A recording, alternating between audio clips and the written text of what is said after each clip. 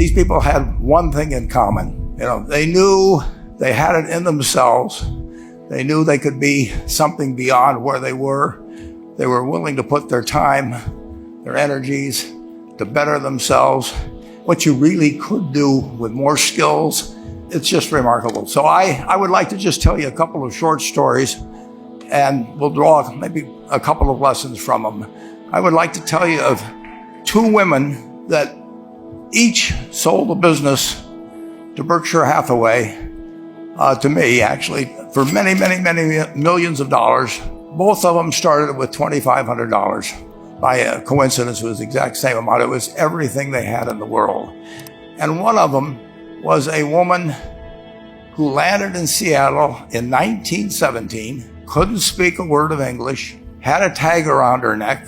The tag said Fort Dodge, Iowa. The Red Cross got her to Fort Dodge, where she was reunited with her husband who had come to the country a couple of years earlier. And she lived in Fort Dodge for 2 years. And as she put it, she felt like a dummy. She couldn't pick up the language. She couldn't learn a word.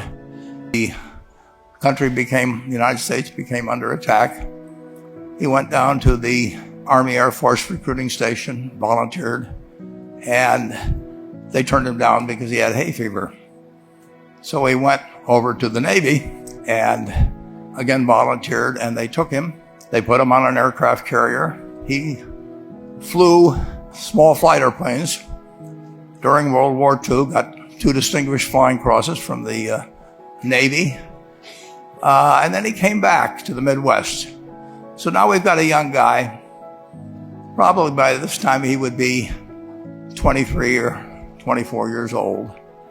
And the interesting thing is, he got back to the Midwest, and he actually kind of went from one job to another for a short period of, or not such a short period of time. And he finally became a used car salesman at a Cadillac dealership in St. Louis, Missouri.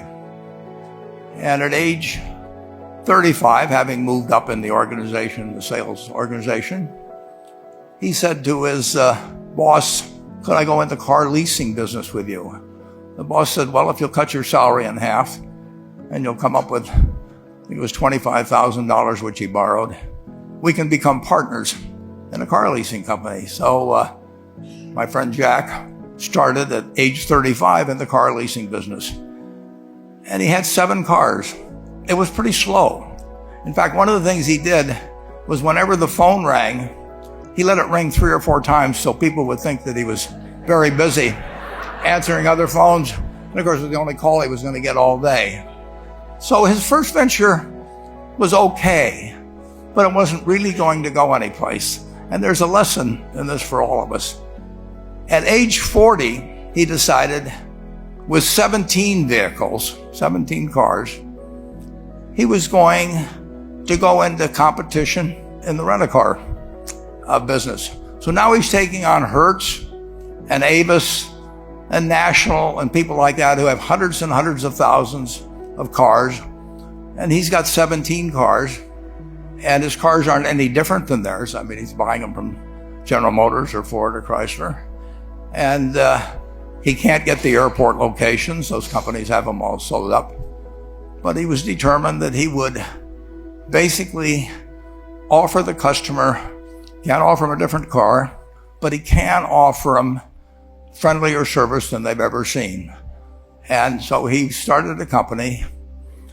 He named it after the battleship that he'd flown from in the Pacific, which was the USS Enterprise. And he died about a year and a half ago.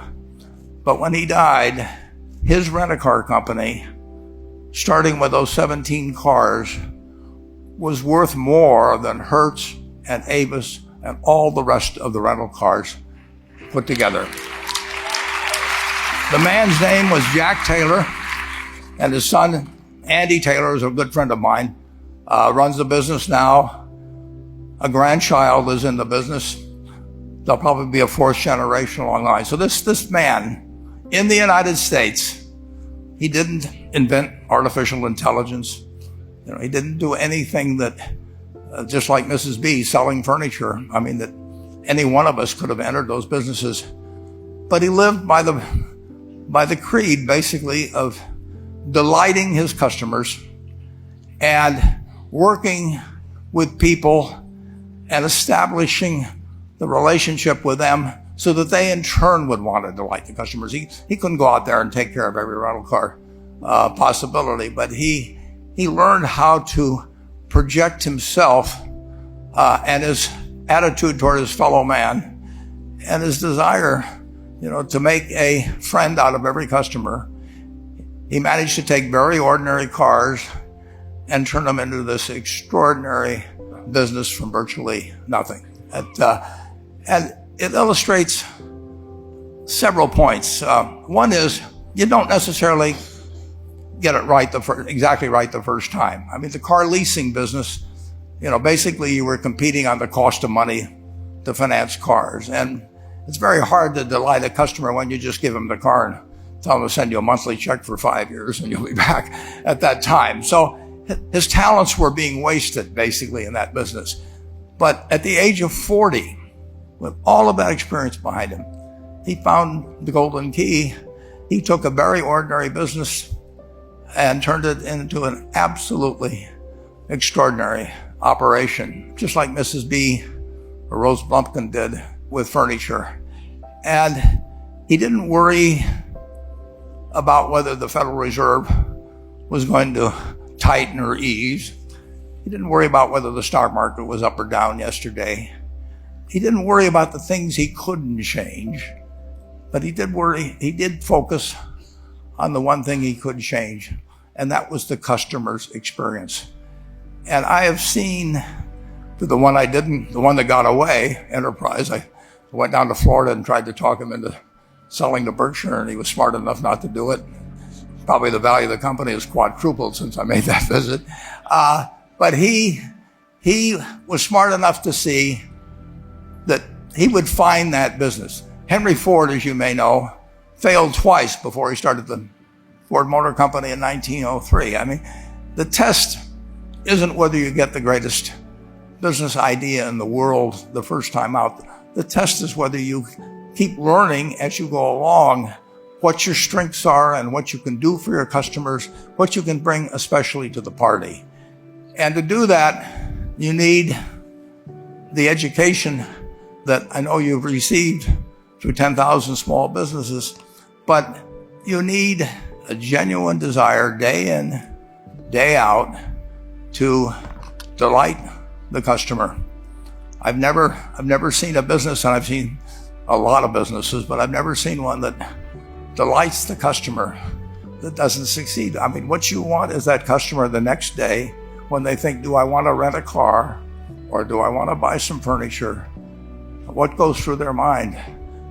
It's the place where they've had a great experience. I don't know what I paid for this tie. Actually, probably if somebody gave it to me, but for the purposes of this speech, I will say I have no idea. But or the shirt I'm wearing, but I do know I will remember how I was treated when I bought it. I mean, you long forget about the price, but you never forget whether you had a good experience or a poor experience with the purchase experience. And you'll have a hard time finding a person that's had a wonderful experience, a delighted experience in purchasing anything that isn't going to come back.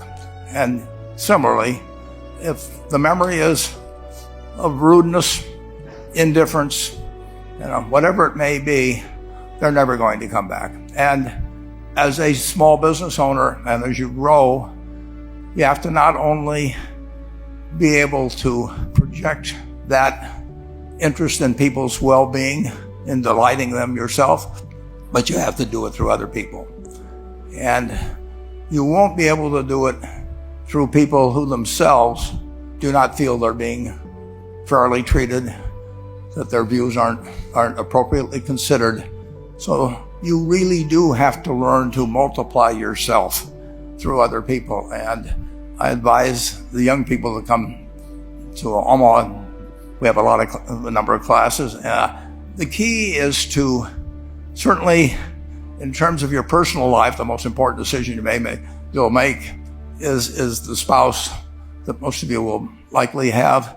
And it's very important to surround yourself with people that are better than you are. You are going to move in the direction of the people you associate with. So you constantly, I've been enormously lucky in that respect. I mean, I've just had teachers and friends and a spouse that really was a better person than I was. And I had enough sense to learn from these people that life went better if you behave better yourself. It took a while. So I advise you to seek out, as your partner in business, your partner in life, whatever it may be, look for the people that actually are examples to you rather than somebody that you think you need to straighten out yourself. And simple rules like that, delighting customers, working through other people, associating with people that will cause you to move in a better path than you might otherwise have. They will take you so far in life that it's hard to believe. I mean, they took Rose Blumpkin without being able to speak a word of English, couldn't read or write, and they took her to what is now $1.5 billion business. And incidentally, there's been no money put in it since the $2,500. That's been the total capital paid into the Nebraska Furniture Mart. And I think if you looked at Enterprise, I don't know their books the same way, but my guess is that very little equity capital has been added to Enterprise over the years. The business built on itself. So I want to tell you, I admire this group enormously. When I met Dr. Mello's class on September 22nd, 8 years ago, I was thrilled. And I admire people that are doing what you have done. Working hard at your job at the same time, you took on an added, really, lot of hard work to further your skills. 99% graduate. I mean, that's a mind-blowing statistic. And I'm looking at 2,200 people here who I admire. I'm cheering for you, and I can tell you the best is yet to come. Thank you.